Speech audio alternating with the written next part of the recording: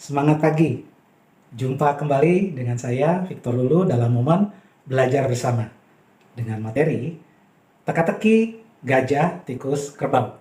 Tapi sebelum kita masuk ke materi, jangan lupa klik subscribe, like, share, dan komen serta nyalakan lonceng notifikasi agar ketika ada video baru dari saya, teman-teman lain akan dapat pemberitahuan pertama kali. Oke, kita masuk ke materi teka-teki gajah, tikus, dan kerbau. Sahabat pemenang, apa sih itu teka-teki? Teka-teki itu adalah pertanyaan atau pernyataan atau frase yang memiliki makna ganda atau makna tertutup yang diajukan sebagai puzzle untuk diselesaikan.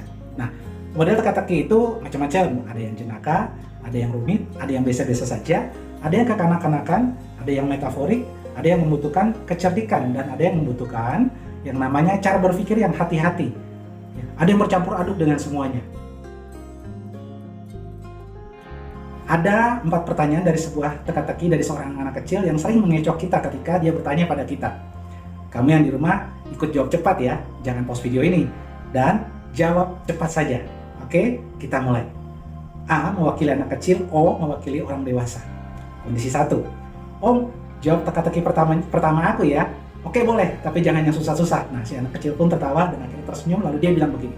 Om, bagaimana caranya masukkan gajah ke dalam kulkas? Kamu yang di rumah jawab ya, ikut jawab saya. Oke. Lalu dijawab begini, dipotong kecil-kecil dulu, lalu dimasukkan ke kulkas. Tapi, waduh, gajah kan besar. Bagaimana bisa masuk dalam kulkas? Susah. Gimana tuh? Gampang om. Caranya, buka pintu kulkasnya, masukkan gajahnya, tutup pintu kulkasnya. Beres kan om? Hah? Oke, paham sekarang. Coba tanya lagi, si om udah mulai yakin ya. Kondisi kedua. Oke om, teka-teki kedua saya adalah bagaimana caranya masukkan kerbau ke dalam kulkas. Dengan mantap si om bilang, gampang. Buka pintu kulkasnya, masukkan kerbaunya, tutup pintu kulkasnya. Yes, benar kan? Salah om. Bukan begitu caranya. Si om mulai protes, emang bagaimana lagi caranya? Si anak kecil bilang begini, caranya nih om, buka pintu kulkasnya, keluarkan gajahnya, masukkan kerbaunya, tutup pintu kulkasnya. Gampang kan om? Wah, rasanya ya sudah gitu ya. Dan kondisi ketiga, lagi ya om, teka-teki aku yang ketiga. Oke siap. Kali ini si om udah yakin nih bahwa dia akan bisa jawab. Nah, ini om, pertanyaannya. Bagaimana caranya si om masukkan tikus ke dalam kulkas? Gampang. Buka pintu kulkasnya, keluarkan kerbaunya, masukkan tikusnya, tutup pintu kulkasnya. Yes, saya benar. Ih, salah tahu om? Loh, benar dong, kan memang begitu caranya. Nah, si anak kecil bilang si om lucu deh. Udah salah, ngotot gitu ya. Emang gimana lagi caranya? Ya, si om mulai dongkol nih. Nah, anak kecil bilang, ini om caranya.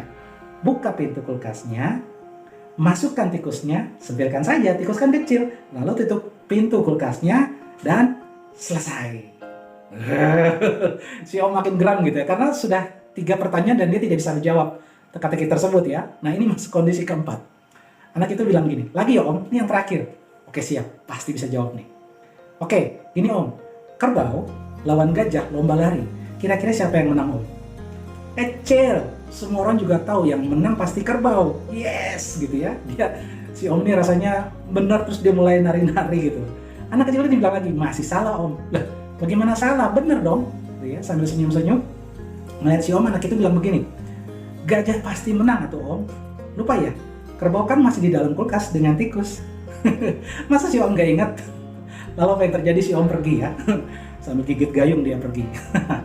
Sahabat pemenang, saya aja nggak bisa ngejawab teka-teki itu dan masih banyak salahnya gitu ya. Saya nggak tahu teman-teman di rumah bisa jawab atau tidak gitu ya. Karena ini teka-teki yang bercampur aduk antara jenaka, kekanakan, rumit, butuh kecerdikan dan kehati-hatian dalam menjawabnya. Sahabat pemenang, mari lihat dan belajar. Kondisi 1, buka pintu kulkasnya, masukkan gajahnya, tutup pintu kulkasnya. Adalah sebuah kondisi ketika ada sebuah kejadian, persoalan atau kesusahan hidup, mungkin kamu terlalu fokus dengan masalahnya. Sepertinya tidak ada jalan lain atau no way out. Padahal seharusnya adalah temukan solusinya, belajar pada mereka yang sudah pernah menghadapi suatu masalah dan berhasil melalui proses tersebut. Jangan belajar dari orang gagal ya, karena mereka itu ketika terjatuh enggan bangkit lagi.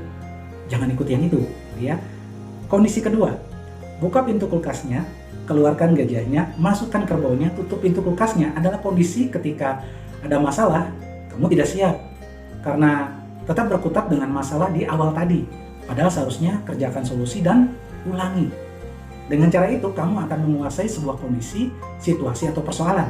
Oke. Kondisi ketiga, buka pintu kulkasnya, masukkan saja tikusnya, selipkan. Ya. Tutup pintu kulkasnya adalah kondisi ketika ada hal kecil ikut berdiri di depan, rasanya kamu seperti orang yang tidak bisa apa-apa. Padahal seharusnya, hal kecil tinggal dilalui dengan mudah.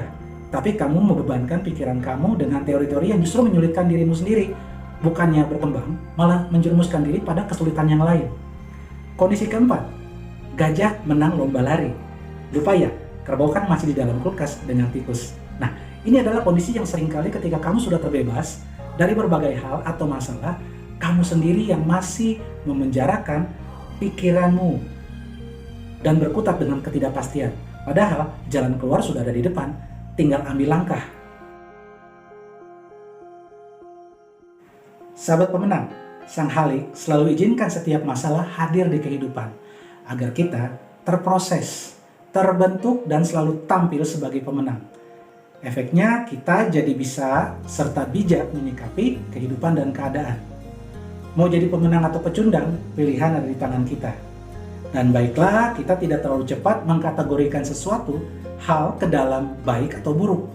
Bahkan sebuah anak panah hanya bisa dilepaskan dengan cara menariknya dulu ke belakang.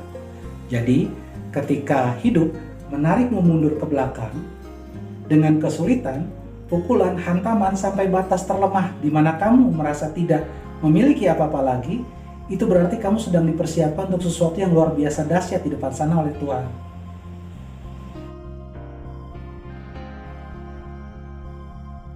Sahabat pemenang, izinkan hidupmu untuk menerima tantangan, bukan menghindari masalah, namun menghadapinya.